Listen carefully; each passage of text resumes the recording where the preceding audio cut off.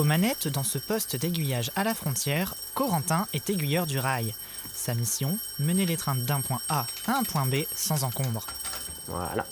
Ici, Corentin travaille encore à l'ancienne. Ses manettes, de 1945, lui permettent de guider les trains. Un train ne choisit pas la direction qu'il va prendre de lui-même, c'est l'aiguilleur qui lui dit tu vas à droite ou tu vas à gauche. Mais il faut toujours être très rigoureux et faire preuve d'un bon sang-froid parce que quand il y a un souci vraiment majeur et que tous les téléphones se mettent à sonner en même temps, il faut vraiment pas perdre son calme et garder la tête froide pour gérer les incidents. Seul dans son poste, cet aiguilleur doit aussi gérer le passage à niveau, répertorier chaque train entré en gare et parler allemand.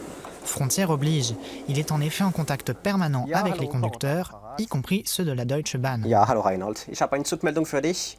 Werde 81 456. Au départ, Corentin voulait être conducteur, mais des membres de sa famille, aiguilleurs, lui ont fait préférer ce poste.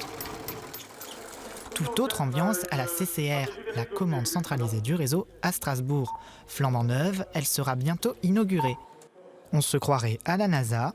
Allez, à plus. Audrey travaille ici depuis qu'une amie lui a parlé du poste. Ce grand panneau lui indique les trains qu'elle ne voit plus directement. C'est perturbant au début, effectivement, mais après, on s'y fait vite. On apprend avec l'occupation des zones qui passent au rouge. Sur le tableau de contrôle optique, on prend vite les repères de savoir où ils sont et comment ils évoluent. Être rigoureux, savoir faire plusieurs choses à la fois, maîtriser la réglementation, tels sont les prérequis. Être prêt aussi à certaines contraintes. On peut travailler de nuit et les jours fériés. On joue au petit train, même si ce n'est pas un jeu. C'est un métier en interaction avec tous les acteurs du ferroviaire. C'est un métier où on exerce de grandes responsabilités. On assure la sécurité des circulations. Et à ce titre, c'est passionnant. Corentin a fait un bac ES, Audrey un BTS assistant technique d'ingénieur.